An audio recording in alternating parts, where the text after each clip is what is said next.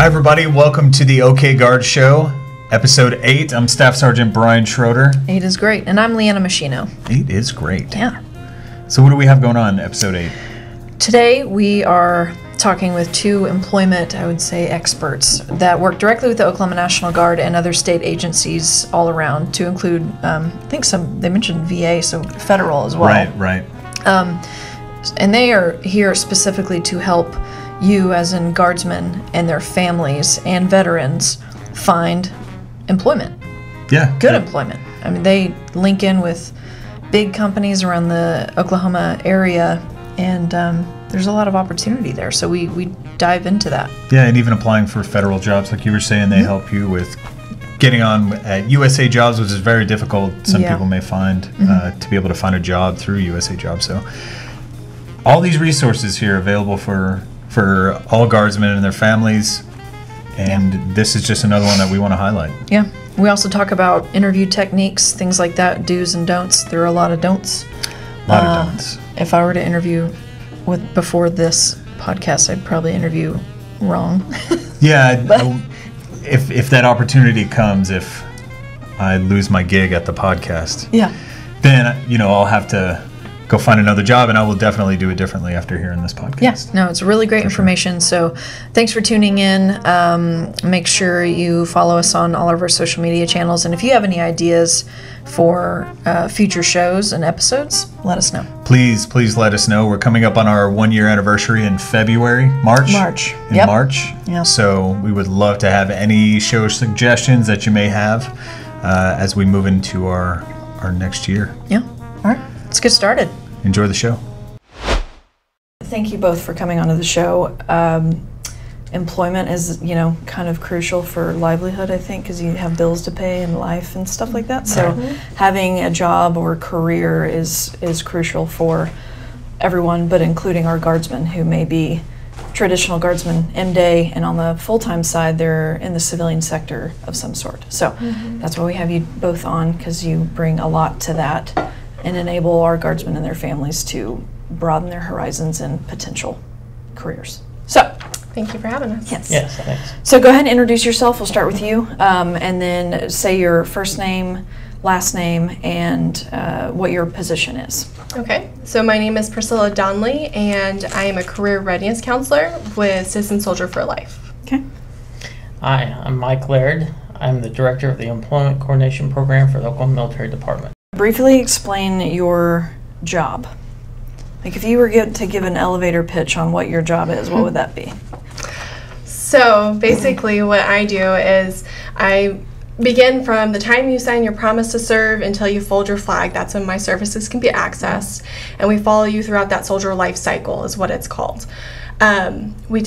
We like to fill the RSP, so Recruitment Sustainment Program, with tools in their tool belt so that they can be successful, because we find that it's hard for military and civilian to balance together if you're not educated on how to do so. Okay. And that's basically what I do. And then I also help further that. So once you do pass that stage, then I can also help you with resumes, interviewing, financial literacy type piece. Okay. Do you enjoy the job? Oh yeah, I love it. Okay. What about it makes it worth waking up and showing up? I'm looking for purpose right now.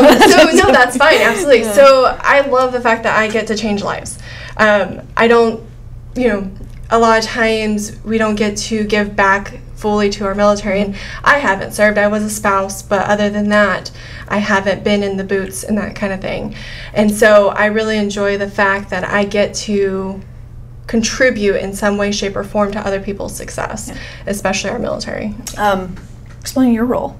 So the Employment Coordination Program serves as a liaison between airmen and Army soldiers of the Oklahoma National Guard and Oklahoma employers when they're looking for jobs. If they don't have one, or if they're looking for a better job, we can assist them in getting that job, and that's our key focus. Okay, awesome. So you kind of touched already on what the Employment Coordination Program is, but how should guardsmen utilize that? So soldiers and airmen may use the program to prepare resumes and work on interview techniques and locate and apply for jobs. We can also advise them on career advice and education advice towards the careers that they would want to go into. Okay. Career advice, so as in, let's say there's a guardsman, they're 35, and they're in the middle of their career. Would you give advice on, hey, I'm thinking about going this route? Would that be something you guys would come in and kind of help guide? Or So for an example of that, I would ask them, if they're not happy with the current career they're in, or they're brand new out of high school and they don't know what career they want to get into, I ask them, what's your dream job? If you had all the education experience that you ever needed to get your dream job, what would that be? And you may say, I want to be an anesthesiologist. And then I would say, well, what education have you done to do that? You know, I haven't been to school yet. What career fields have you been in? Haven't worked or haven't been in medical career field. So I would suggest getting an admin job, either at a dentist office or a hospital or something like that. So you're getting yourself in a career field surrounded by the people who know exactly what you need to do to be successful to get to your dream job, and they can advise you on what education, what teachers to go to, what teachers to avoid, you know. And then I would also suggest you need to go to OU or OSU nursing school right here in Oklahoma City. Let's talk to a career counselor and get you on the track to where you want to be. So I base my whole program off of what the job seeker is desiring as a career, because I prefer them to work towards a career, because if it's a career that they love, it's not a job. It pays the bills, and you will naturally succeed in your career that way. So how would I get into the job of being a puppy cuddler or a dog farm owner? I'm just kidding. They both agree with me, though, because they're both dog lovers. That new job now where you can cuddle? Yeah, I've seen the ones that you can cuddle pandas. Yes, please. I'll take $30,000 a year to cuddle pandas, little baby pandas. Rip your face off. A baby panda, though. Yeah, baby little ones. pandas. Baby ones. Not when they're red, it's weird. But like when they're like growing their fur or whatever you call it. Anyway, okay. So do you also advise them to get into that realm, whether it's an admin or something type job, so that they can find out for sure if they like it? Because they may enter into that career and be like, never mind. Yes. Okay. Exactly. Based on your example of a 35-year-old saying they want to change a career field, you know, they may want to go from selling cars to IT, you know, and so if they can get onto the ground floor and just get in that career field and just test the waters, if you like, you know, they can say, oh, this really isn't for me, and then they can move on to do something else, you know, so. Okay. I'm going to add another question in here. You're talking about mid-career. Is it acceptable for someone to, when they're like, you know, I've been in this job for a few years, I don't think I really like it, I want to move on to something else. Does that look bad, or is it just this person's just trying to move up in their career and find that purpose and happiness and that love for a job that is not a job? Like, how does that? No, that would not look bad. Okay. Because if you love your job, you're going to get up every day and want to be there, and you want to spend more hours, and you'll work harder on your job naturally because you just love the job, right? Or the career field, okay? However, what does look bad is if you show up and if you take a job and then you're there for a month and you're like, I don't like this, or I've been here 3 months and I haven't been promoted and I'm not the CEO and the top boss and all this other stuff. How come I'm not running the show after 1 year, you know? And then you're bouncing around between jobs. Employers want to have you employed for a minimum of 1 year. Okay. You know, so when you're taking a new job, regardless of what it is, plan on being there for at least a year, because they worked hard to get you into their career field. You need to work hard to return the favor, right? If you're not happy with that, start making plans and seeking out the advice to get to career fields that you want to be in. Well, that's something that we advise on as well, is show that mutual respect. You know, it's a give take. It's like dating. You got to treat it like dating. And so you have to show that mutual respect back and forth for each other's time. And if it's not a good fit for you, be honest and let them know in the interview that it may not be a good fit, and that's okay, but thank them for their time at least. And then not only that, but in this day and age, it's no longer that you spend 30 years in a career. That's not average. They want to see, and you're behind times if you do, because they want to see that you have that diversity, that you're able to change and adapt with time. And so now they're looking for 2 to 3 career changes within. Okay. Now, it may be in the same industry, and you just might be doing a different job. So with you guys, you might be doing video editing in one area, but then you might go into interviewing, or you might go into what's another one? Public broadcasts. Yeah, sure. I don't know what we do here. And so that's okay. And so they want to see that you've had experiences in those different fields or different aspects of the same industry. Okay. They don't want you just to stay stagnant. They want to see. Is that moving up in the same company, or is it better to diversify in different companies and getting a taste of, even if it's the same industry, but you've got your Devon and then you've got your Sandridge and whatever, not to endorse oil companies, but those are the big ones I can think of that would be an easy one, I would assume, to parallel to. So I think it doesn't matter about the company, it matters about where you fit in.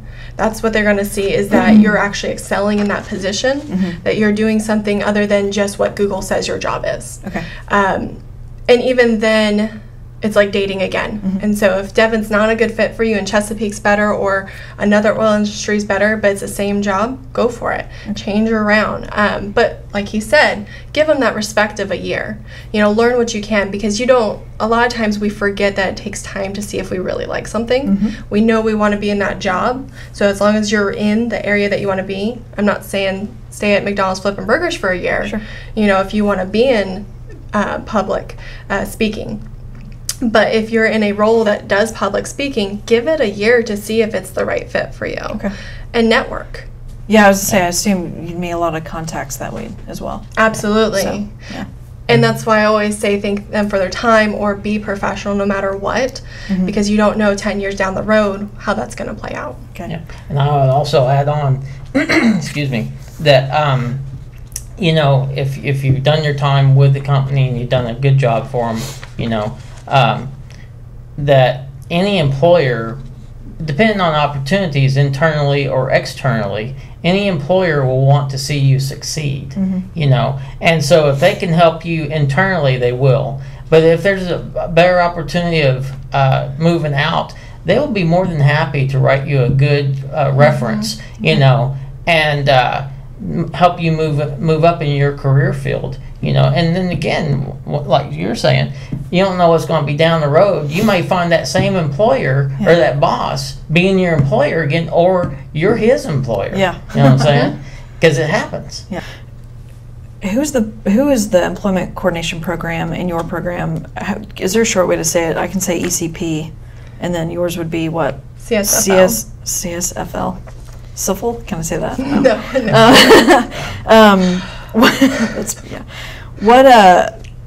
Who are those programs available to? Just guardsmen, veterans, their families?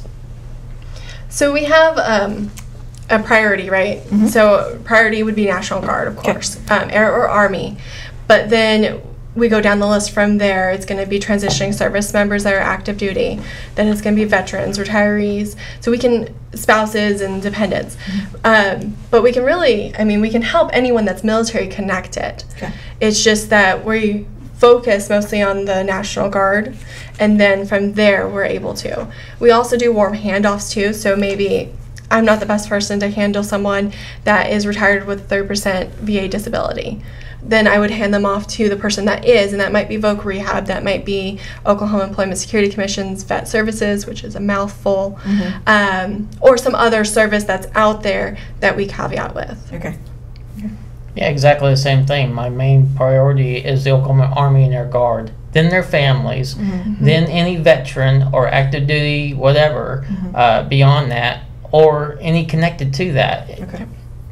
And we even interchange with ourselves. Yes. Okay. Yeah, we work very closely together. We're one person, in Oklahoma City each until we come together. Okay. Is there anyone in Tulsa or is it? You do. I have 4 counterparts. Okay. I have one in Norman, and that's Edward Cheers. Then we have one in Lawton, Patrick Mong, and then I have another counterpart in Sand Springs, but he covers Tulsa, and that's Leonard Lyde. Okay, cool. All right. So we're spread out, which is good. How would someone email you, walk in, call to talk career stuff, moves? All of the starts? above. Okay. So I am connected with major fees and the family programs. And through this program, they're all my partners in my program. So if they get anyone coming in, I need employment help, they all refer them to me. Okay. Any readiness NCO in any unit, any commander in any unit, they're told about our programs at their commander and first sergeant training before they go into command. About our program, and then they can refer their soldiers to us. We also go to Yellow Ribbons with Major Fees and his group, and we brief our programs there, pre-deployment and post-deployment. Okay. Yep, cool. Absolutely, and the same thing, also they can access it through the website. So career services, both of us are listed on there, and they can write up a little, I need help in this area. Okay. And there's also, the forms are already up there, so there's a resume workshop, resume worksheet that they can fill out. So when they come to our office, they're ready, they're prepared, and they're not just coming with a blank sheet. This question may not be now that I've learned a little bit more, but the CSFL, how does that and the career readiness counselors how do those tie in together? Like what? So that's our job. So Citizen Soldier for Life is just a hybrid program of Soldier for Life. Okay. Basically, Soldier for Life was kind of Swiss cheese for National Guard. There was tons of holes in it, meaning you had to be active Guard Reserve or transitioning out from that to go to it. And so Citizen Soldier for Life, we're through your whole soldier life cycle. And so that you're not being, you're learning how to balance throughout, and you can come see us at any time. Okay. And so we're that fix that needed to be there for National Guard.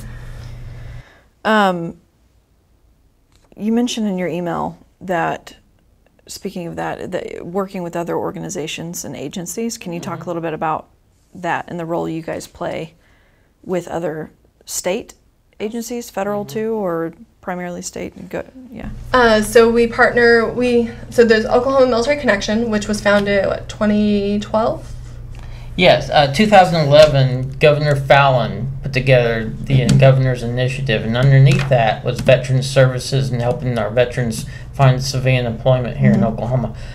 So she asked the Oklahoma Employment Security Commission, OASC, the Oklahoma Office of Workforce Development, the Oklahoma Department of Career and Technology, Career Tech for Vets, and the Oklahoma Military Department to get together and put together this initiative, and we put on these hiring events.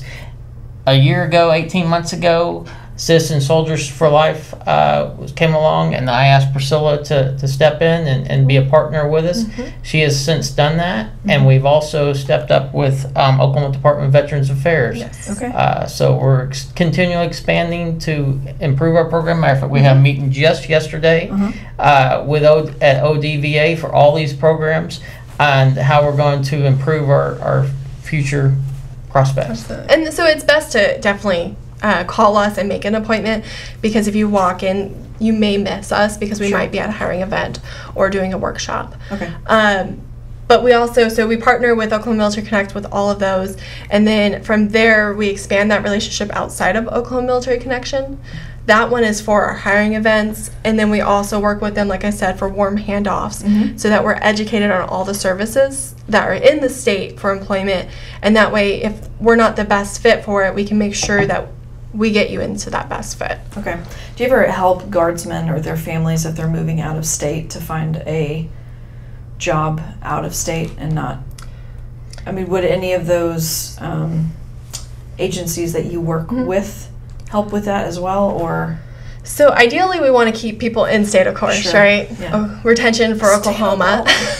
Absolutely. Well, we have a lot to offer. Yeah. Oklahoma's great. We downplay it, but it really is a wonderful state. But for some reason, say they are a marine biologist and it's really not conducive for them to stay in Oklahoma. Lake Thunderbird just doesn't cut it. Catfish can only be studied so much. There's a lot out there in Thunderbird I wouldn't trust. There's a reason it's called my program is nationwide. Okay. And it reaches out to the territories. So if for some reason I have someone going to Missouri, then I can reach out to that career readiness counselor there and get them handed off that way. And so they're getting geared up to move to a different state. Yeah. By no means do we want to hinder them from progressing in their career, but we do want to find all the opportunities that are available here first, and then we want to push outward. Yeah, for sure. Okay. So I am Oklahoma Guard, Oklahoma employers. However, down southeast Oklahoma, northwest Oklahoma, those areas are very rural, and there's not a lot of jobs. So I've been given the not opportunity, but the permission to allow jobs around the state, like New Mexico, Texas, Arkansas, Kansas. If it makes more sense for them to find a job in those areas, right, and stay living at home and stay in the Oklahoma Guard. See, so we're still supporting the Oklahoma Guard because that's our main focus. And that is super rare that we'd find that. It's mainly in North Texas, South Oklahoma, we'd have that problem. Yeah. If I have a veteran or a reservist or a national active duty person or spouse that lives in a different state and they're asking for help, I will help them find a connection for help for employment, or I'll help them find a job. Okay. You know. Well, and that's important to know too. Yes. You touch on that. So it depends on what status they're in too. Yeah. Are they National Guard? Are they reservists? Are they active duty transitioning out? Because all of that plays a role in it as well. Okay, cool. What's career mapping? I saw that on that, and I was like, I feel like I should know what this is, but I don't. So assistant soldier. Should I be doing that? Everyone should be doing that. Okay. So career mapping. Career mapping is basically your employment is not the only piece in your career. You have to figure out how much you need to make a year. You need to figure out, in order to do that, what's your budget? What's your necessities?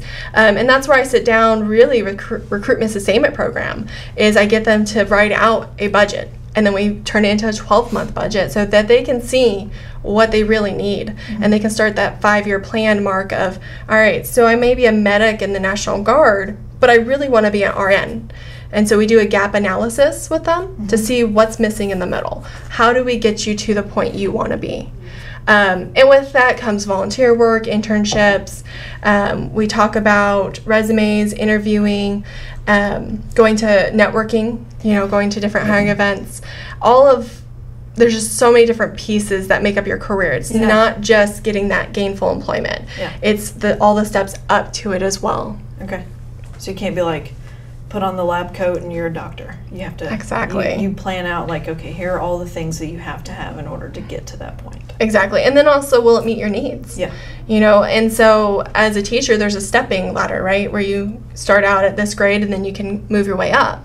So can you live at that lowest grade until you make the next step? If not, what can you do to progress yourself? Okay. And so we look at that as well. Okay. Cool. Are you guys able to, when you meet someone for the first time and they come in and they're like, hey, I've just graduated college, or I'm going to college, don't really know. Are you guys able to tell based on their personality and things that they kind of mention that they might be interested in? You'd be like, you know what, you'd make an excellent some job that I can't think of. Got a face for radio. Yeah, a face for radio.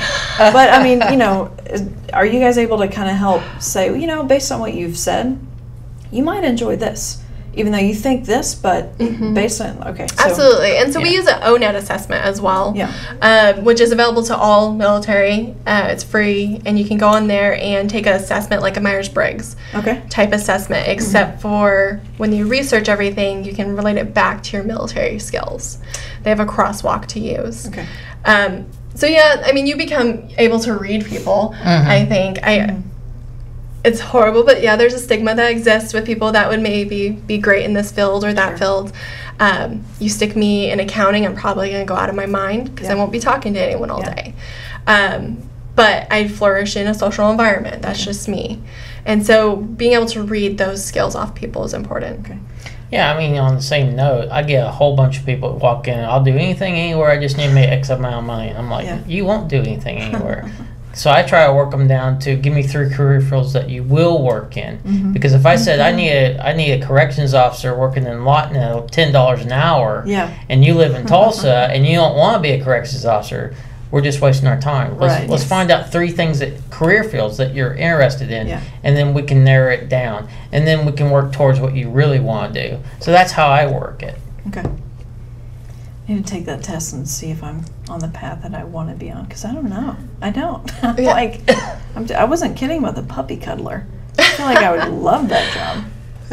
Well, and it's important to not just base it off one time taking it. Yeah. So every 5 years, you're going to change as a person. Yeah. So it's important to take it every 5 years and make sure you're still in that correct path. Yeah. Okay. That baseline's always going to be there. I started out doing property management. Okay. I clearly don't do that now. I loved it. I had fun with it. Mm-hmm. But then I was challenged and picked up I was challenged to speak in front of people, and I looked at them like they were crazy. I absolutely was not going to speak in front of more than 2 people. Yeah. Do you ever recommend or give advice to people on, hey, try to step out of your comfort level and just see what happens? Oh, yeah. Absolutely. Yeah, because people don't want to interview. Yeah. I mean, I didn't feel comfortable walking in here. Sure. You know? Yeah, but look how much fun we're having. And we're talking about puppies and cuddling. Exactly. Right. So, anyway. Yeah, no, absolutely. They put themselves in this box, and if you're only in this box, you're going to stay in that. Yeah. And you'll never find out what you're actually capable of. Mm-hmm. So I always tell them to open themselves up to the possibility of yes.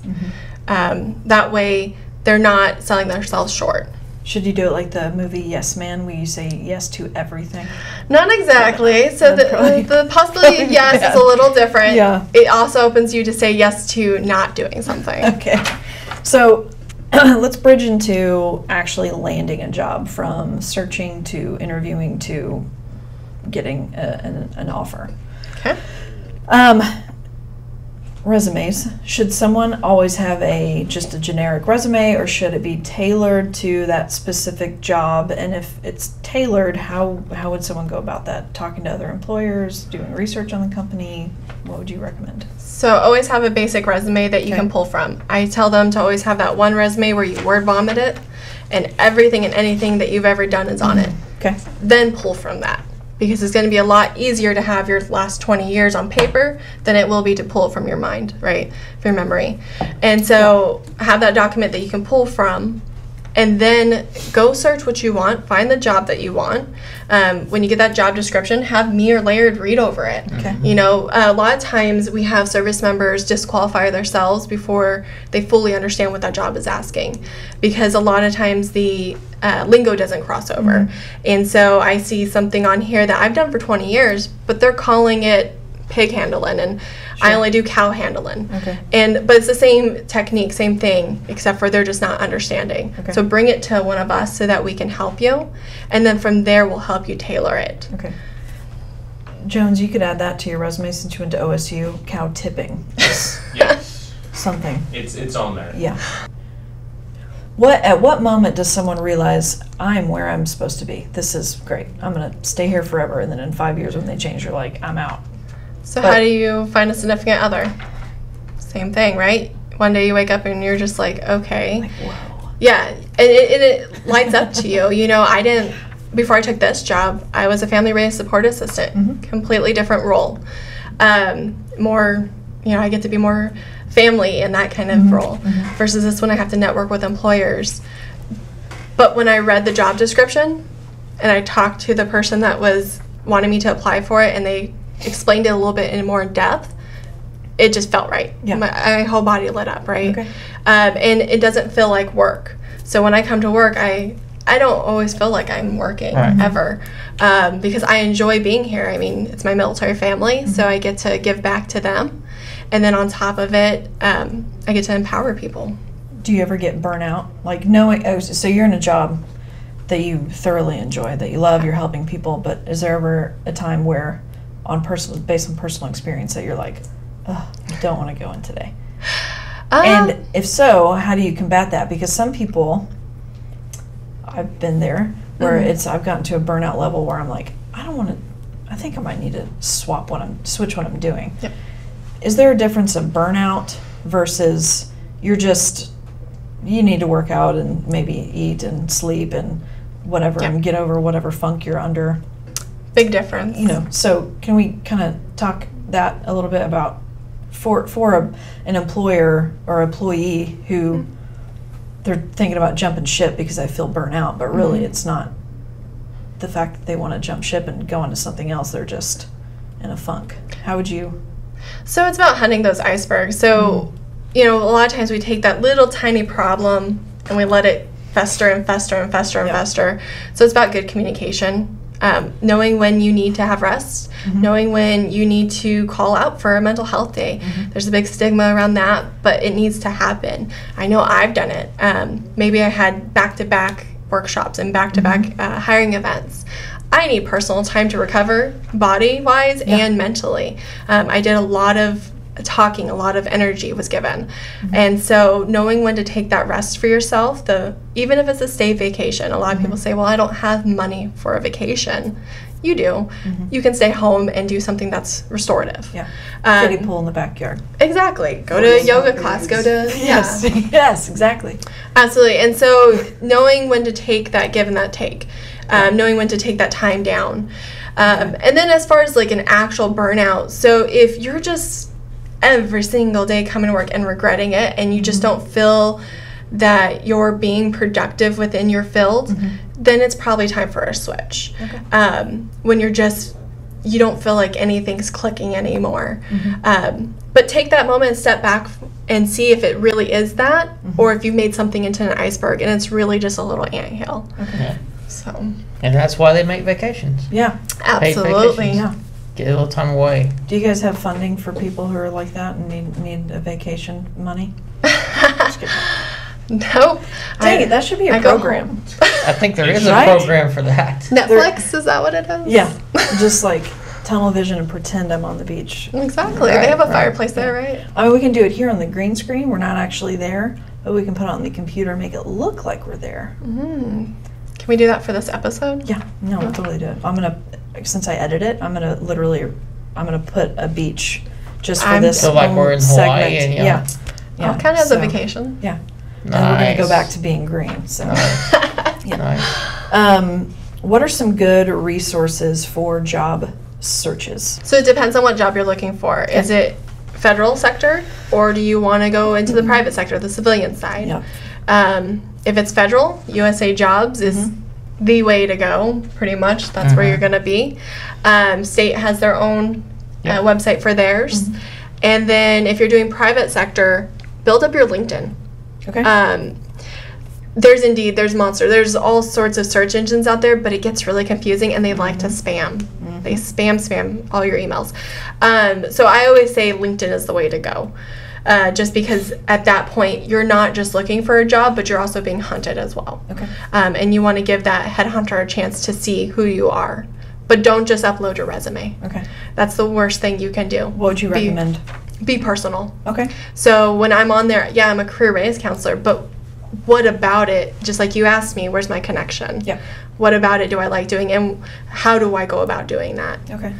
So say something that's actually from here, not just what's on paper. What about a photo? Like, what would you recommend? A professional looking photo, or something of you like with a penguin on your shoulder or something? Like what? No. I assume since it's LinkedIn, you'd want to be professional. Absolutely. But I mean, can someone who's like, I can't afford like a professional photo of me, but I'm trying to get to where I can? So treat it like dress for success. What job do you want? Okay. And dress for that. If I want to be in, public affairs, I probably don't want to be wearing a business suit all the time. Yeah. I'm not approachable. Yeah. So still be business appropriate, but just to that level. Yeah. And it doesn't have to be professional until you can afford that. So don't go spend money that you don't have to do something to make money. So portrait mode on the cell phone would be fine. Can, but have your friend take it for you and stay on something that's plain in the back. Yeah, okay. Don't do it in your car with your seatbelt on and that kind of stuff. And, have a blazer, have something what I'm wearing today, business casual on, so that you're taken as a professional. You're not looked at as, oh, well, what's his Match.com thing or, Facebook profile. Okay. It's not Facebook. It's a professional platform, and you have to treat it as such. Okay. I think there's a question there that you didn't really ask. Sure. So when the employer is researching you, they will look at your Facebook page. And if you're on there and you're drunk with all your buddies the weekend and, got no clothes on and all this kind of stuff, they may just not hire you because of that. Look at your Instagram, look at your, and if you cannot wear it as a shirt outside that your mom would approve of, then don't have it on your Facebook. Yeah, so. Well, and it goes into your media. personal brand. Yes. So who do you want to be known for? Yeah. Do you want to be known for the guy that didn't have any clothes when he was drinking, or do you want to be known for your professionalism, but you're still human, and you still go do hiking, or you still go do, cool, great things. You just keep it appropriate for Facebook. Right. No, that's a good point, because, I mean, I went to college when Facebook first came out, and now, what about the people who are like, well, my stuff's private, they can't see it? If they have a friend, not always true. Right? How many times are they in court? What's that? How many times are they in court for stuff being given out to public places? Yeah. And if you have a friend of a friend, then they go through that friend. I know when I used to do, it was MySpace back then, when I used to do property management, absolutely I was looking at your MySpace. I was looking at everything. And there's that 6 degrees of separation, so the chance that they know someone is high. Yeah. And then they just go through that person and see it anyway. So don't be stupid on social media. Hi everybody, this is Staff Sergeant Brian Schroeder. This past July, the Oklahoma National Guard had the great opportunity to host the 2019 National Guard Best Warrior Competition at Camp Gruber Training Center. During the competition, 14 competitors from across the U.S. vied for the title of National Best Warrior and a chance to compete at the All-Army Best Warrior competition as a representative from the National Guard. I had the opportunity to follow along with a lot of the competitors during the competition while they were going through the different events to get their perspective on what it was like to actually compete in this national competition. Join us later this month as we present the audio journey that these soldiers went through during their Best Warrior competition. So if someone hasn't heard back after they've applied, when is a good time to reach out to the employer to say, hey, just wondering if you got my stuff? Or is it appropriate, or should you just wait? It's absolutely appropriate. Okay. How do I know that you really want a job unless you let me know? Okay. So always ask. That's a big question. A big thing that people forget about is ask if you don't know. So if you've already had an interview, that employer, you should be asking them when is appropriate to contact you, or how long does the process normally take. Okay. If you haven't had an interview but you just submitted your resume, then it depends on when you submitted your resume. Okay. If you submitted it on a Friday, give them till Monday. Sure. And then contact them. But I always say within 24 to 48 hours, contact them just to make sure that it was received. Okay. How would you, if you sent them an email, what would that email sound like? Put you on the spot. Right? So it just depends. Yo, did you get my resume? What's up? No, please don't ever. Again. What about just sub? No, we're not. 90s is over. We're leaving that in the 90s. It's just really like the or 2000s. Yeah. So if the name of the hiring manager was listed, then of course please use their title. Okay. I always say Miss or Mr. Don't say Mrs. Yep. Just because you don't know if they're married. Mrs. and MS. Yep, MS. And that way it leaves it open for them to correct you and let you know if they're married or not. Okay. But always use their last name in that title, and then with it say, never say, I just want to follow up. I hate that saying. Okay. I just want to follow up. Well, what do you want to, I haven't even talked to you yet. Yeah. And so you want to say something in the manner of, on Friday, January 19th, I applied to this position. I'm highly interested in it as my background is blah, blah, blah. Mm-hmm. I just want to make sure that my resume was received and that no further information is needed. Cool. Love me. Nope. So, nope. Keep it very professional. Yeah, and so warm regards, very respectfully. Very respectfully is a very military thing to do. Yep. So think about who you're writing to. Okay. If it's Dell, they're probably going to be like, what does that mean? Yeah. You know, so warm regards or thank you for your time. I appreciate whatever it may be. But something professional for a sign off. If there's not a name, is it okay to address it as to whom it may concern, or is that kind of a... Absolutely. That'd be fine, yeah. Okay. Absolutely. Or Put something on there at least. yeah. Don't just Address start, hey, I applied for it. Did you get it yet? Yeah. Exactly. Hiring manager for this area, or to whom it may concern. But to whom it may concern does leave it for the possibility of it getting filtered somewhere down the system. Yeah. Versus if you title it, then they kind of know where to direct it. What would you subject? What would the subject... I always struggle with subjects. I don't know why in an email. Put the I'll be title like, of the job. Absolutely. okay. And the state that you're applying in. Bam. That's easy. Yeah. And then also you can do a phone call. If there is a number listed, call. Okay. But of course, be courteous. And last but not least, when you sign off, you have to be able to they have to be able to contact you. Yeah. And so underneath your name needs to be your cell phone and your email address. Okay. Good signature And maybe blocks. address depending on what the job entailed. Right. Okay. Yeah. Now, the thing not to do is you just walked out of the interview and then you're texting them and saying, hey, did you like me? Did I look good? Yes. Yeah. You know? Oops, sorry, wrong You know, text. contact them every hour, on the hour, Yeah, all yeah. weekend. You know, I'm really interested in this job. You're going to go right in the trash. Yeah. You Breathing know, room Don't, dates. yeah, give them a chance. Okay. Give them time. Okay. Cool. So, email etiquette. Mm-hmm. So, that could be a conversation in of itself, but what's a good resource, or could you just Google email etiquette? Professional writing. Okay. Professional writing letters as if you were doing it with pencil and paper, Okay. you know, or pen and paper. It's the exact same etiquette situation. Okay. You need to use that in an email as if you're writing a regular letter. Don't use it as a text message to your mom. Like BC for because, and like you Exactly. want everything to be, Yep. yeah, okay. And a second pair of eyes is always great. Yep. Don't be afraid to let someone else see it, especially me or Laird. Okay. Sorry, Mike. So don't be afraid to send it to us. We're here for that reason. Okay. And so I'd rather you send me something that needs to be edited than you send that non-edited piece to an employer and possibly not receive that job. Okay. So back to let's say you get a call back. Your email etiquette was on point. They liked it. They call you back for an interview. What are some ways for someone to prepare for an interview? Dress for success. Yeah. Okay. Come to one of our workshops. So we host a resume interviewing workshop once a quarter. Oh, okay. So you can come to that. The next one's November 7th. Cool. Okay. And the flyer will be up on that website. Yeah. And then not only that, but come talk to us. Show us what you're going to wear, right? Dress for success means you dress one above where that company is. So if you're applying to BMW as a mechanic versus if you're applying to a mom and pop shop as a mechanic, there are two different ways of dressing. BMW, they're known as luxury, and so they're probably going to have polos on with nice slacks. They're not going to be in three-piece suits because you're still being a mechanic, so you're going to get your hands dirty. But if you do a mom and pop shop, they may want you in like khakis instead of black slacks with a polo. Those are two different ways of dressing, but not far off from each other, right?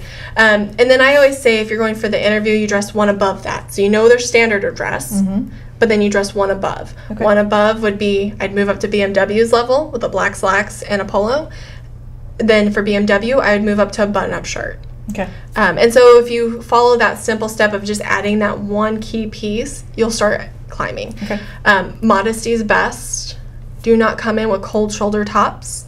Tank What do you mean, tops. cold shoulder tops? The Should I know what cutout. that means? It's no. 'Cause I'm So a I just girl. learned it myself. Okay. You're not far off of it. It's a horrible trend.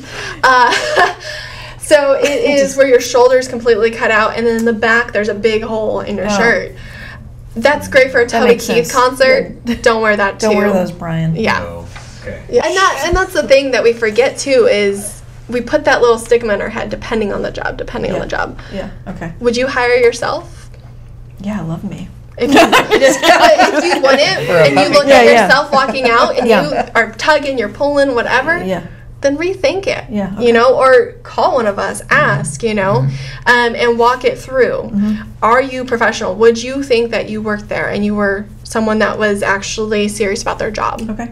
If not, then go back to the drawing board. So speaking of clothes, are there any programs for, let's say, someone who just does not have a lot of money? Are there any programs that you know of that allow you to someone to borrow, business professional whatever. I know OESC has a couple of closets throughout the state where you can borrow some clothes for an interview.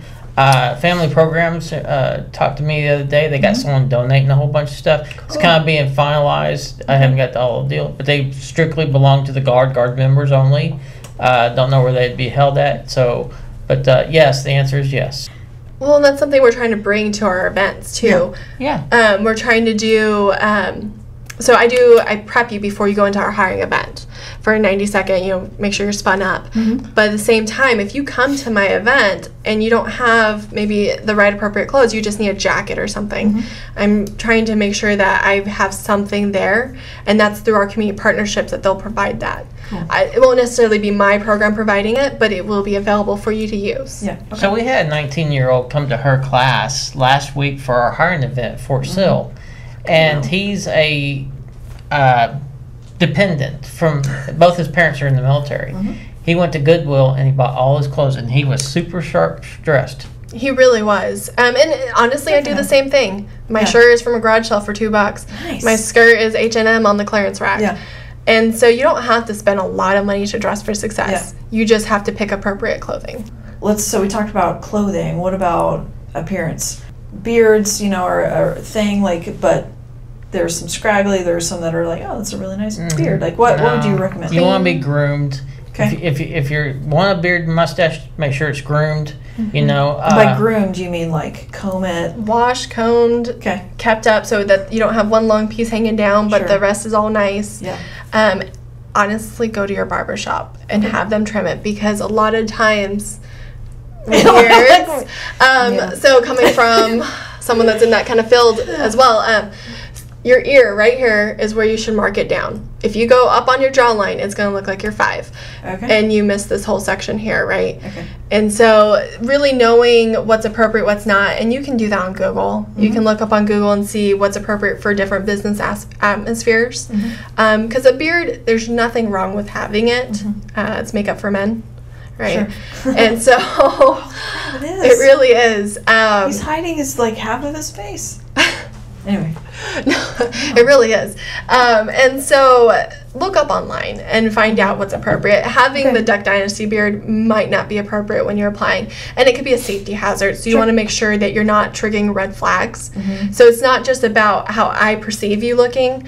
It's about what's going off in their head for safety, what's going off in their head for if they have to send you out to a company to talk to them. As far as hair up and down for a lady, whatever's appropriate makes you look good to yourself. Don't wear a casual braid to an interview. No, that's fine. Don't let your hair be in your face. Let me see your face. And that's probably, don't have it so tight back that I think that I'm scared to talk to you. Sure. Absolutely. So think about what perception you're giving to someone else. So sitting like this in an interview and having your hair back, as an interviewer, I'm probably going to be intimidated to talk to you because I don't know what's going to come out, right? But what you have is perfect. It's out of your face. What I have could use some work because my bangs go in my face a lot and I touch my hair. So I know I have to have it half up so that I'm not messing with it the whole interview. Just be approachable. Don't close off your body. A lot of people go, I do that, but it's not because I don't know. It's comfortable. Yeah. So I've learned.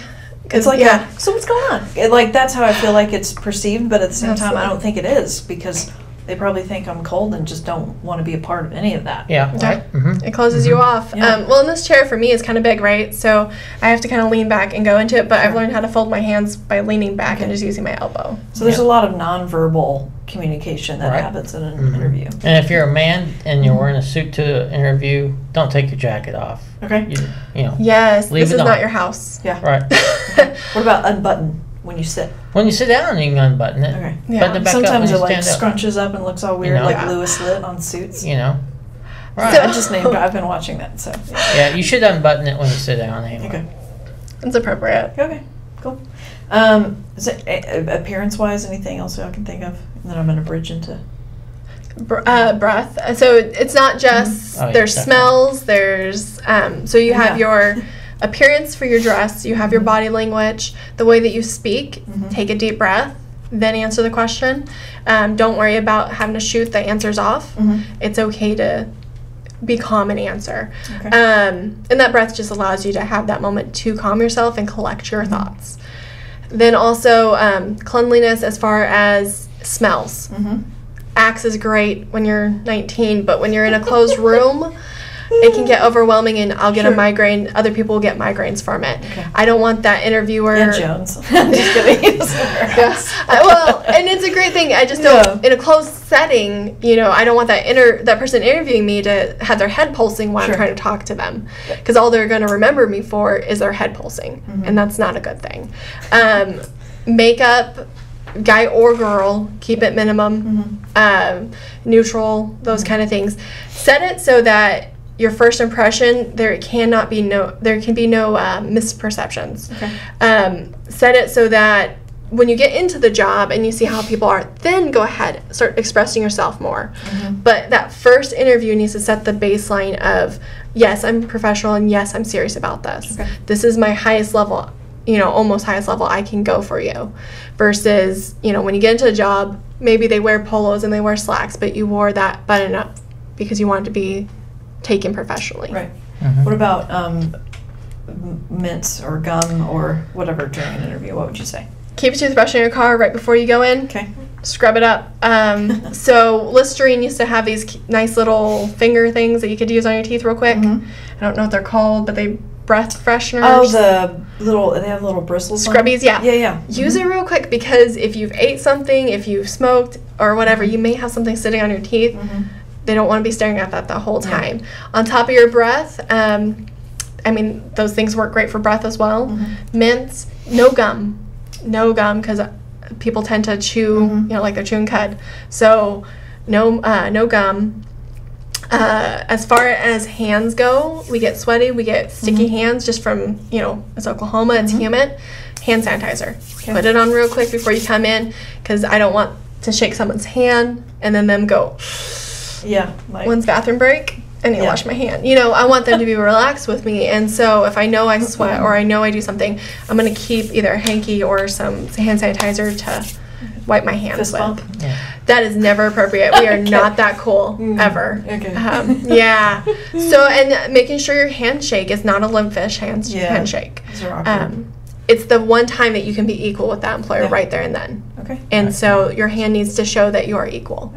That's a good way of thinking. And don't bring a drink in with you, but if they offer you water or coffee and you normally get dry throat because you're nervous and all that kind of stuff, accept it. It's perfectly acceptable to accept it. The 2 creams and a sugar, please. Well, and they might be thinking about, well, how does that person take their coffee? I mean, that does happen, especially for higher up jobs. But having your hand full of this, number one, what if I spilt something on it? You know, or whatever, the condensation's here. And then I got to put my stuff in, then I got to shake your hand. Doesn't really open you up very well. It's the same thing as doing this. Makes sense. And for the listeners, she crossed her arms. Just thought about that. So what are some, and I know it's like, just tell me about yourself. Is that still one? That's a very awkward one for everybody to answer. How should, so I'm going to pretend. What's the most common? I'm gonna be the employer, because if I try to do it, I'm gonna do it all wrong. Be like, well, I like puppies. Netflix. But let's do it. Chocolate cake. We can see the good and the bad. Sometimes we're too business. That's why we get asked that question. And I'm guilty of it myself. I'm very vague when you talk to me, because our personal life is our personal life, right? But we have to bring that human element back to an interview, because not only are you being interviewed for a position, but how well you fit in that team. And that's why that question comes about. When I make that personal connection with you, you're going to remember me. Versus if I just come up and say, I've been an engineer for 15 years, and this is what I love to do. And then that's that. You won't remember me 2 weeks from now. But if I say, you know, I'm a career readiness counselor, and I've been volunteering and working with military for 10 years. It's my passion in life. It's what I do. But then I also love going hiking and participating in marathons with them and other things. You know, now you're connecting with me. Now you're, you do marathons, right? And so there's probably going to be a give and take. It's not just interviewer, you know, staring you down. a lot of people forget that there's going to be dialogue, conversation. Yeah. And so if you hike or something, you'll probably go, oh, you like to hike too. Where do you go hiking? Yeah.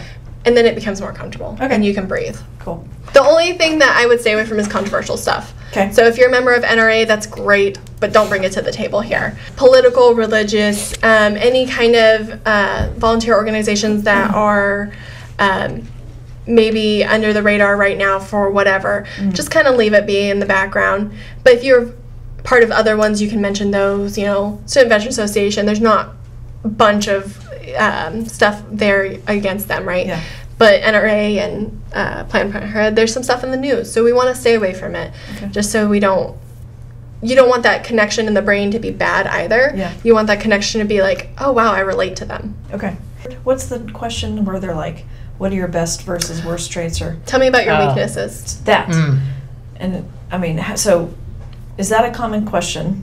Yes. And Yes. how would you answer that? Would it be like Michael on The Office, and you're like, I work too hard. No, so Care too much. you're human. You know, we got to bring that factor back in. Yeah. They want to see that you're human, that you're not this person that thinks you're, you know, on a God level. They want to know that you're willing to grow. And as long as you have that mindset of, yes, I may not be the best person for databases, but I am darn good at this. You know, and as long as you have that aspect of I'd like to know more, or something showing that you're willing to learn. A weakness, we always think of as a bad thing. It's just something that you're going to work on. Okay. It's not bad. That's a good way to think, but what should be asked, like absolutely do not leave the room without asking this, and what absolutely should not be asked during the interview. Never ask about pay unless it's the HR. So unless it's human resources, don't ask about pay. Okay. That will be in your offer letter.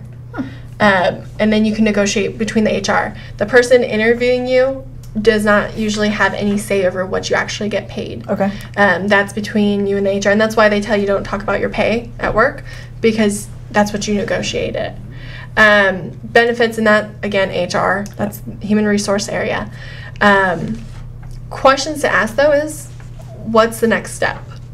When will I be contacted? How will I be contacted? And what do you need from me? You know, those are always okay questions to ask. Okay. And then I always ask, what's your strength in your company or weakness? I turn it around. Yeah. Because I want to know, Yeah. where's your company at? And do I fit in that? Yeah. Again, it's like dating. Yeah. I need to know what's going to happen. And so a lot of people get nervous to say, what's your company's weakness? But that gives you a window to kind of say, well, actually, my strength is this. Right? Yeah. And so then you can play into how I can be a perfect fit for your company. Oh, yeah. And they- okay. Yeah. And they may say, why did you choose to come work for my company, or you want to interview for my company? And you answered that question, you could turn around, why did you come work for this company? Yeah. Okay. Why are you still here? Why do you like this being here? In a respectful manner, but yeah, Exactly. absolutely. You know? It's a dating. Treat it like dating. Yeah. Okay. And I'm ask really them. bad at dating. I'm really glad I don't met think my anyone husband. is good at either. So- It's okay.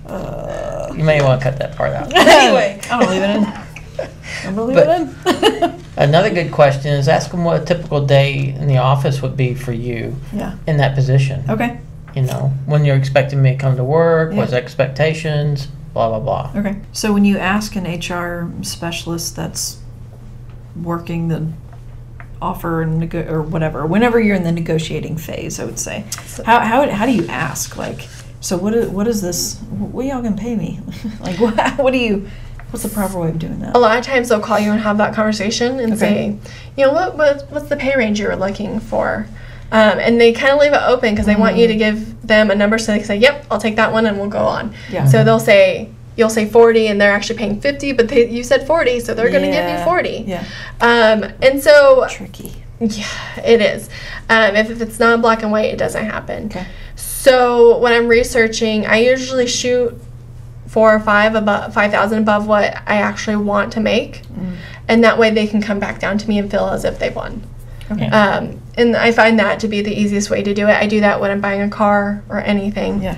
I'm going to always shoot a little higher, and that way there's that negotiation room. The way that I ask for that is my ideal salary would be blank.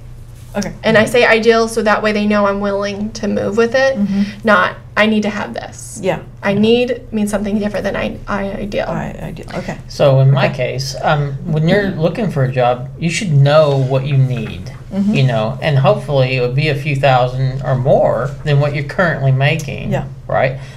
So when they give you a call and say, we want to offer you the job, I say, well, what's it pay?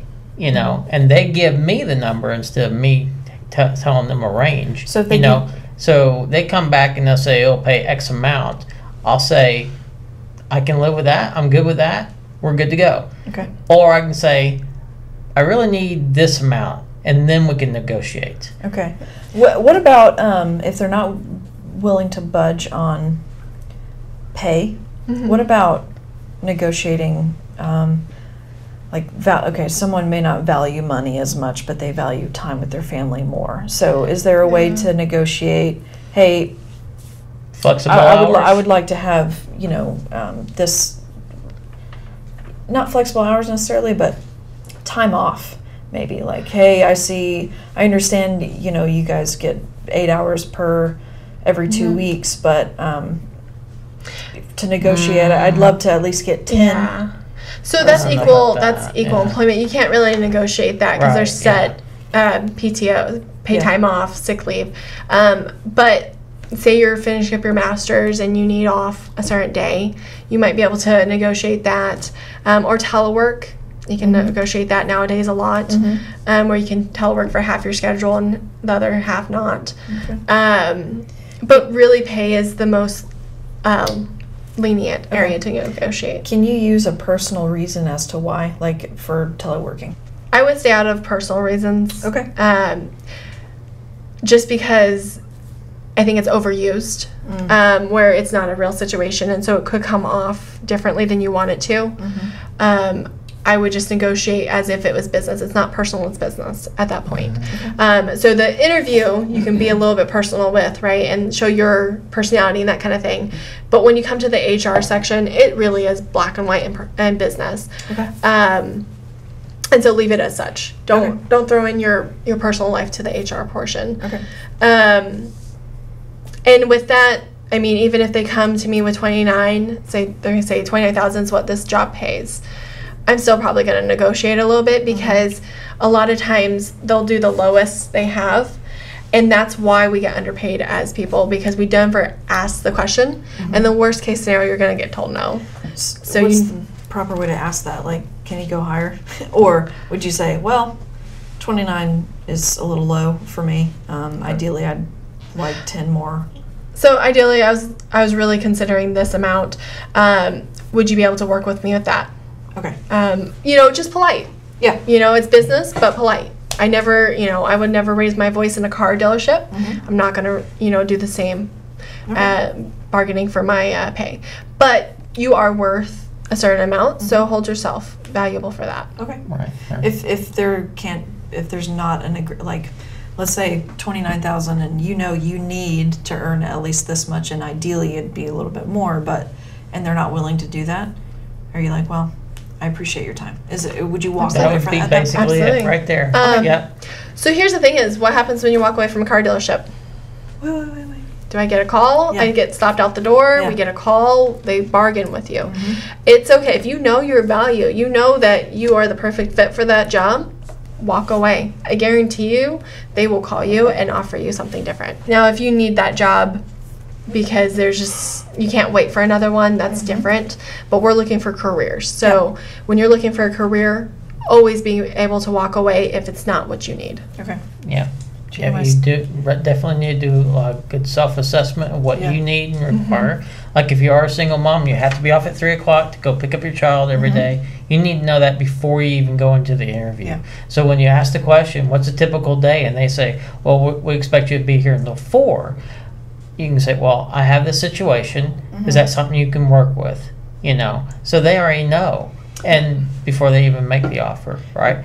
Okay. Would you, in that situation, be like, I need to leave by this time in order to pick up my child from school. However, if you're willing to work with me on that, I'm willing to telework for that last 2 hours. Like, Absolutely. Would you? Right. ask but then offer. Give, take. Exactly. Okay. Never come with a problem Make without up a the solution. difference. Gotcha. Cool. Okay. Let's talk about job fairs. So you are both a part of many job fairs that happen throughout the year. Correct. So how beneficial are job fairs, and what types of jobs can people, the ones that you are a part of, what type of jobs can people find? I mean, Every job under the sun. I put blue collar versus white collar. It's just right. Gainful employment is the biggest thing. So the only real thing is for the companies that come in, it has to support a family. So it has to be a spouse and 2 kids. If you have an income, so we're ideally looking for what, 40 to 50,000 is what we're looking for the minimum. Mm-hmm. That's not necessarily the highest one because there's definitely high-paying jobs that come to our fairs. Mm-hmm. But then on top of that, they can't just be collecting resumes. They have to come ready with what, 3 to 5 jobs is Oh, our so it's thing. not them just Preferably- filling a seat. It's legitimate. 5 jobs yeah. open, ready to interview at the hiring event. We get people hired at these hiring events. Nice.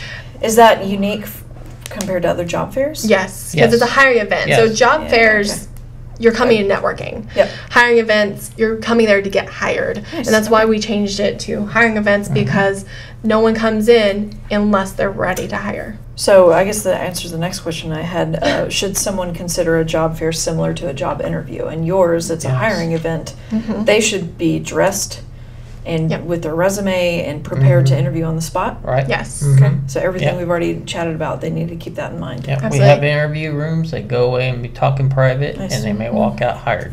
So we not only start with that workshop in the beginning, so before the event even starts, they attend that workshop and we prep them up there. And then during it, we're walking around constantly making sure we want you to get employment. Yeah. That's the sole purpose. We're not here for, it's a job, but the same for us, but at the same time, it's what we want to do. And so we're walking that entire event the whole time, looking for the faces that we know and where we know they want to be placed, and actively introducing them if they're too scared to. We want to make sure that no matter what, you get connected. And so we'll start that conversation, be that buffer if we need to, or pull you aside and talk to you and say, hey, have you da-da-da-da-da, you know, let's get you to the right person. And so we're an active part of it the whole time. Okay. Hence why it's Yeah, important to yeah. take vacation. Yeah. Multiple times, they'll come up to me and they'll go, I want to do this kind of job or whatever, you know, and I'll drag them to that employer. Yes. This guy has this job. This guy wants that job. There you go. Start your Nice. conversation. Nice. Absolutely. That's awesome. How does it make you guys feel when someone comes to you afterward and they're like, I got the job? Well, it's the best day. I mean, Yeah. best thing you can do. That's- Right? Yeah.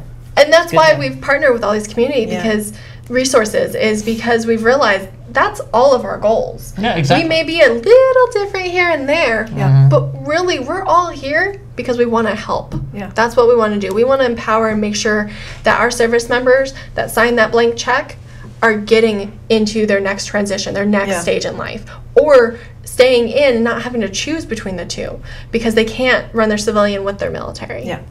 Man, that's awesome.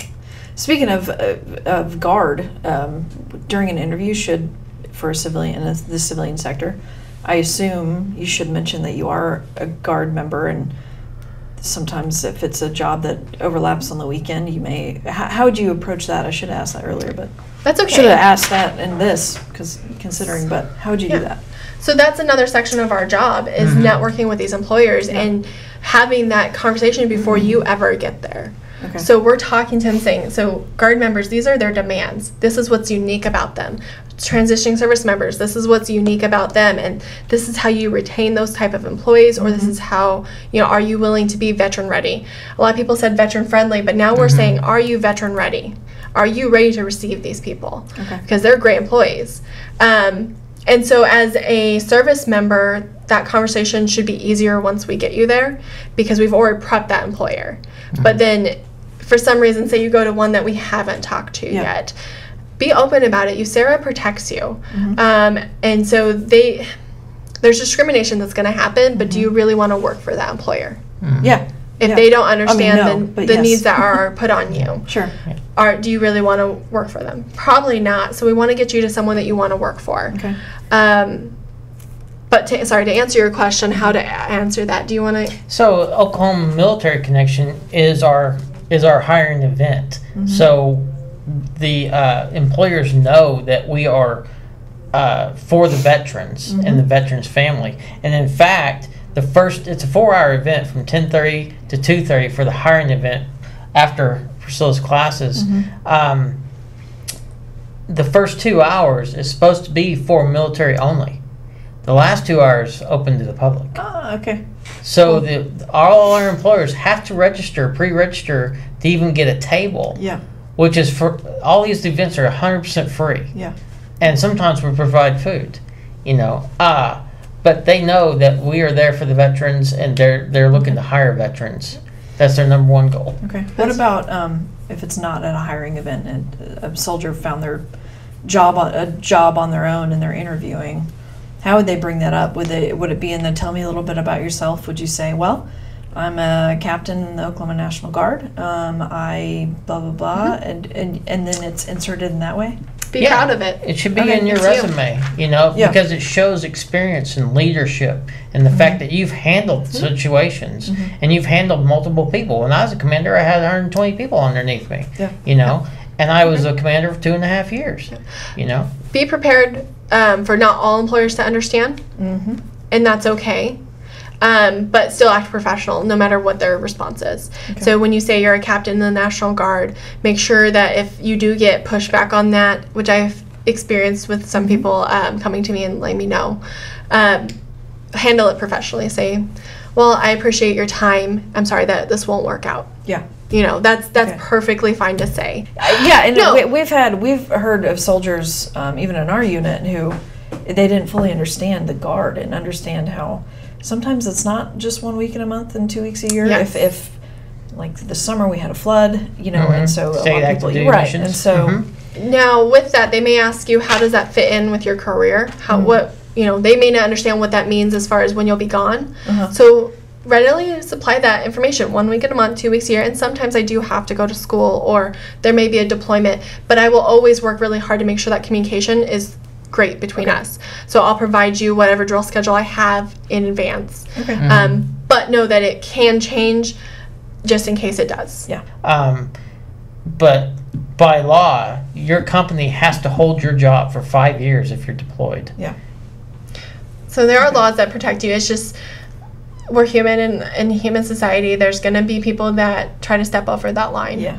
And it's up to you. You're only responsible for yourself. And that's important to remember. Right. Okay. So stay positive in the interview. Don't say anything negative. This may happen because you don't know it's going to happen anyway, right? Just tell them what you're bringing to the table, how they can benefit by hiring you, and stay positive. Keep the energy positive. Okay. I know Oklahoma employers are really, for the most part, supportive of guardsmen and military, which is great that we are in a community like that. So absolutely. And I'll shout out to the employers that hire our guardsmen now. We always try to make a point of thanking them because there are times where they have to get taken away. I got back from a deployment a year ago now, and there were a lot of people who worked in the civilian sector who were away from their job for really close to a year with all the training involved and stuff too. So having that support for what we do, just like the spouse support, is so crucial for our guardsmen. So. I imagine working with those employers brings a lot of joy for you guys because they're supportive of it, but you're also helping guardsmen and their families potentially, land a career. Well, and there's a award that you can nominate them for as well. That's under ESGR. Now, we're not affiliated with ESGR. But ESGR, Employer Support of the Guard and Reserve, actually does these awards. And Devin, maybe it was Chesapeake, won it one time, and they actually flew 4 or 5 people all the way to Washington, D.C. to receive this award. Oh, cool. Just as a thanks for employer support. Absolutely. And if you know an employer like that, it's important that you acknowledge them so that way we get more that are willing to do it. Cool. Experience versus schooling. Which one wins? That's interesting. So we actually had that conversation yesterday because when you look at it, we talked about the fact that you have your education. Yeah. And I don't. So all my education came through military, professional development wise. I went through every course they had to offer active duty side for military spouses. And that's how I was educated on everything. That sits really heavily when you're applying for a job because I've done it. I've been there. I've already proven myself. I have the references to do it. However, a degree, if you're in a medical field or a field that requires it before you do it. So I couldn't just go out and be an esthetician or a surgeon. I need a degree to back that up. But if you have the experience, you went and volunteered with Red Cross or whatever, and you got that medical experience, not necessarily surgery, but you got the medical experience and were familiar with the environment, then that would speak more volume than someone with just a degree. And that's why we were talking with Mike, because he has his degree and experience. Yep. So and then plus he's a service member. Those are, all three of those are great. Yeah. Because you're doing something for someone besides yourself, right? So you're showing that you'll do your job no matter what. You have your degree, so you evidently were passionate enough to pursue it and stick through because you have a master's. Yep. Double checking I said that right. And then on top of it, he also applied himself and he went and found the job within the career he wanted. Okay. Versus someone like me, I have my high school diploma, but I still seeked extra professional development to learn and grow in myself.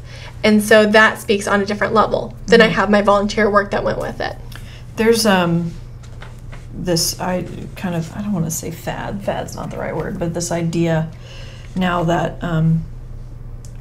college, the idea that everyone after high school, they need to go to college and get a degree, but that idea is starting to kind of dissolve a little bit. And it's like, no, that's not actually the case. College is not for everyone, and you can make it a very high success of yourself without that. What's your, based on your professional opinions? Bill Gates does not have a bachelor's degree. Dang. He's the third largest or richest man in the It depends on what you want to do. Yep, and how you apply yourself. Yeah. So, I mean, yeah, he uses Bill Gates. I use the Wright brothers. We use both of those, you know. What's your dream? Let's make it a goal. From there, let's make an action plan. And let's make sure you get it done, right? And so as long as you do those things, you're always going to be successful in anything you do. It doesn't have to be college or tech school. It could be, you know, you go to these seminars. You go to, you listen to self-help books, you know, learning a new technique. Okay, when should someone who is in college or not in college, start looking for internships and jobs to help balance that work experience versus education? So you were talking about the FAA and Eddie Compton. How does that work with high school students starting at age 16? So it's actually not Eddie. It's just with the FAA. Okay. But so FAA does an internship at 16 years old. Cool. You can go up there and work, and then you get that real world experience. And by the time you graduate high school, you can work for them for $15 an hour. I mean, for 18 years old, that's pretty good. Yeah. And then you continue to go to college, and then they'll continue to, you know, give pull type thing. And you can build a whole career from them at 16 years old. That's awesome. And I know there's other programs like that as well. I think, honestly, 8th grade, as soon as you're interested in something, go volunteer in it. No matter, you know, you don't have to stay in it. If you try Cub Scouts and it's just not for you, it's not for you. But try something. Every year, try something. And if you find something that you're really loving, stay in it. I volunteered for 8 years before I took a paid position. And it's because I loved it and I stayed in it and I got to learn my job before I even did my job. Wow. Okay. Right. So whatever you love, start working towards it. Yeah. So we talked a little bit about resources, any that we did not discuss, and again, we'll put them in the show notes, but are there any other resources that our listeners can go to learn more about what you guys do and just about landing a career in general? The J1 has jobs for Title 32, Title 5 jobs, which I support. They're on the OKNG website. OMD has jobs through the state employment website. Okay. So I help support both those things. And then after that, whatever you want to. Okay. Cool. Yep. And then the website, ok.ng.mil, right? Yep. That's it. And then also, OK Military Connections, good as well. Okay. And then just, you know, talking to one of us will help you find them. Because sometimes there's stuff that we don't even know about, but through our contacts and our networking, there's other ones that are available as well. Okay. Right. What are your phone numbers? We'll start with you. So my office number is 405-475-1408. Okay. Mine's 405-475-1996. Okay, perfect. So they can, all right, everyone call them now. Yes. Okay, well, I think that's all of it. This, I think, was really great. A lot of information, a lot of very helpful information for people in their beginning of the career, middle, and like even towards the end where they're maybe wanting to do a retirement gig somewhere. Mm-hmm. The whole soldier life cycle. Yeah. Yeah. So thank you guys so much for coming on the show. Thanks for having us. Yeah. Yes, thank you. All right. And we're done. Hey everyone, thank you so much for tuning in to this month's episode of the OK Guard Show. Really hope you enjoyed it. Next month, we have Native American Heritage Month. Yeah. So we're really excited about that episode. We're going to have some really great discussions about Native American history and heritage in the Oklahoma National Guard. So be sure to tune in next month for that one. Yeah. Give us a follow on social media and let us know if you have any topic ideas for the future. We will see you next month. All right. Have a good one. Safe trick-or-treating. Yes. Check the candy.